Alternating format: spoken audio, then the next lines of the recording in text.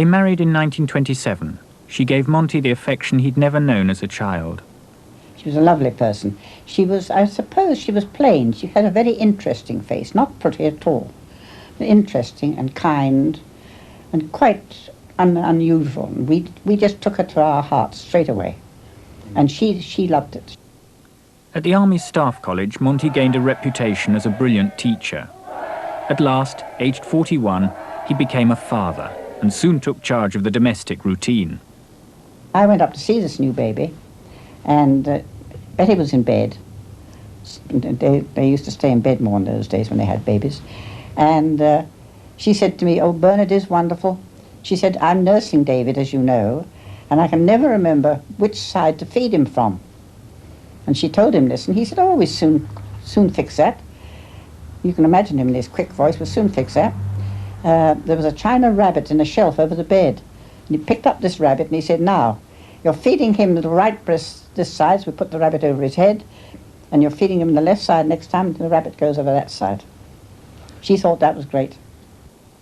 Monty the bachelor had now turned into Monty the family man.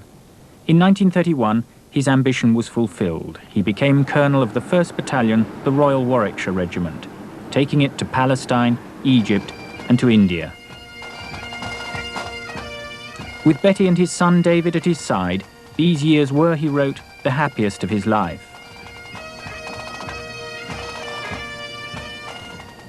He loved it. He just opened out. He was so thrilled to have somebody to love. And she drew him out, you see. She was so sweet to him. Well, she drew him out to, I should think, express his affection and entered into the family life. And, of course, she loved having her boys to have a stepfather. That was a great thing for her. A lot of people have said it couldn't be, you know, your poor mother, what she had to put up with. But I don't think she ever looked on it in that light, quite honestly. I don't think, you know, although she allowed Monty a lot of rope to play with, and he may have given the impression that, you know, he was the boss, his word went on every occasion. I think she was quite confident that if she really wanted something done, she could persuade Monty to do it. In 1937, with war threatening, Monty was called home to command an infantry brigade. On this would depend his chances of becoming a general. David and his mother were sent to a seaside hotel nearby. There she was bitten by an insect and fell seriously ill. She was very brave. She didn't complain, and she didn't, to me, she saw me as a young person who she didn't know all that well, and she didn't say anything about being lonely or, you know, I thought she was incredibly brave about the whole thing and didn't complain and didn't ask for anybody, which made it so sad, really. By the time he realized how ill she was, it was too late. Betty died in his arms on October the 19th. Monty was inconsolable. He would not speak to anyone nor allow anyone else to attend her funeral. For a while he broke down completely. If it hadn't been for Betty's death, he wouldn't have been what he is now. I mean, because she died, he flung himself into the army straight away, shut himself right away, and became a complete dedicated soldier. He was now a major general and was sent to France on the outbreak of war. In the retreat to Dunkirk in May 1940, he distinguished himself, bringing his division almost intact back to England. But the performance of the British High Command shocked him. He did not hide his views. As a result, he was kept at home and not sent back to the battlefront. This did not deter Monty. He soon got the reputation of being the mad general because he was such a ruthless trainer of his British and Canadian troops. The first thing he said to me was, "Do you smoke?" And I said, "Yes, sir." And I had been told that he didn't smoke or drink. And he said, "Well, I can't smoke and I can't drink because I've got only half a tummy and one lung. Had a bayonet shoved through me in the first war." And he said, "You go ahead and smoke. I'll give you some rules. Don't ever smoke at the breakfast table. Don't ever smoke in my office or in my car or when we're on parade. Any other time you want to smoke, go ahead and smoke. Now, as far as drinking is concerned, you drink all you want. Don't ever get drunk in my mess. If you get drunk in my mess, you're finished. And if you have to get drunk, you let me know and I'll send you off on leave." So I knew exactly where I stood. You had to be very much on the ball. If you made a silly remark, He rounded on you and said, that's idiotic. Come on, think again. Use your brain. And you did. Monty was out to train soldiers who could match the Germans. Officers who displeased him were fired. He was vicious in the way that he displaced people.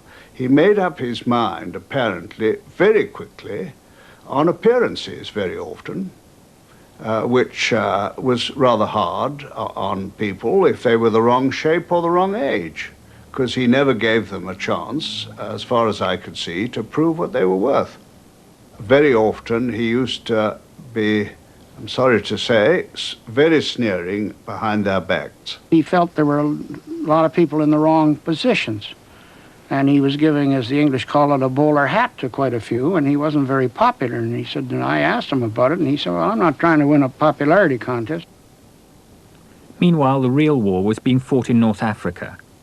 In July 1942, the Germans swept the British Eighth Army back to the last defensive position before Cairo, El Alamein.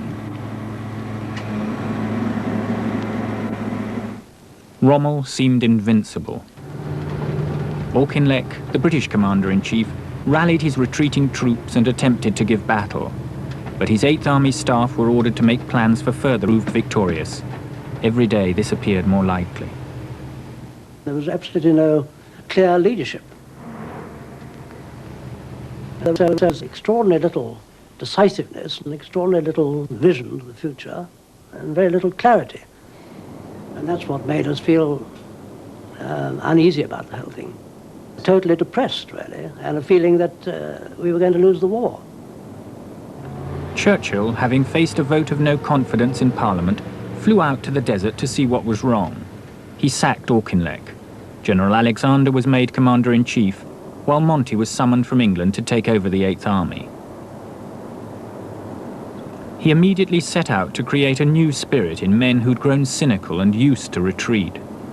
This little man was rather comic, because he was very small, very skinny, a sort of foxy face, and I think what one most remembered, because we were rather arrogant in those days, was that his knees were not only very knobbly, but they were very white. And it was quite clear that he'd never been in the desert, from our point of view, in his life. Now let me tell you the general lines on which we will work. I believe that one of the first duties of a commander is to create what I call atmosphere. I do not like the general atmosphere I find here. It is an atmosphere of doubt, of looking back to select the next place to which to withdraw, of loss of confidence in our ability to defeat Rommel. All that must cease at once. We must have a new atmosphere. The defense of Egypt lies here, at Alamein. Here we will stand and fight. There will be no further withdrawal. There's been a good deal of belly aching out here. All that's to stop at once. I'll tolerate no belly aching. We will stand and fight here. If we can't stay here alive, then let us stay here dead. Now, gentlemen. Monty's arrival was absolutely electrifying. He told us exactly what we wanted to hear. He waved a paper to us and said, this is what the Prime Minister gave me, my mandate, knock Rommel for 6 out of Africa and so on. I want to insist on everyone that the bad times are over. They are finished. Our mandate from the Prime Minister is to destroy the Axis forces in North Africa. It can be done, and it will be done. Within days, Rommel flung 70,000 troops and 500 tanks into the attack. But the Afrika Korps had met its match. The Battle of Alam Halfa destroyed Rommel's hopes of breaking through to Cairo. It was the first time, I think, that we'd ever seen the German armour turn tail. This little man had said what would happen, and it turned out pretty well according to plan. And I think that the result of Alam Halfa was that it strengthened the belief in his generalship. New equipment and fresh troops from the port of Suez began to reach the Eighth Army. Monty had won a critical defensive battle. Now it was time to attack.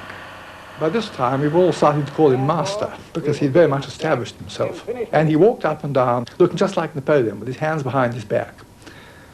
Really, I think for about 3 days. and all day long.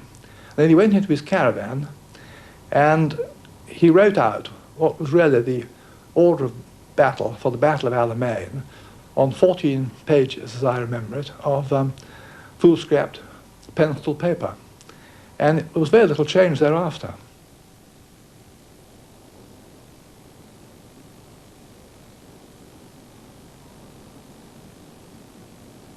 He expounded exactly how the battle would take place. And I think what amazed all of us was it was so easy to remember what he'd said. It was so clear. Having laid down the plan, Monty insisted on intensive training before his troops were asked to go into battle. Churchill pleaded for action, not delay. Monty refused. The battle would not begin before he was ready. Each day he drove round the Commonwealth units to see the men and be seen. Every soldier had to know what was expected of him. The first thing that struck me, one of the major things really, was this business of going to see his commanders, all his commanders, right down to unit commander, and to talk to the soldiers. Here was this man with this astonishing confidence, promising all this change in our affairs, with, of course, greater resources coming along behind. So it was the contrast, really. It made one think, well, now, is this real? Can this really happen?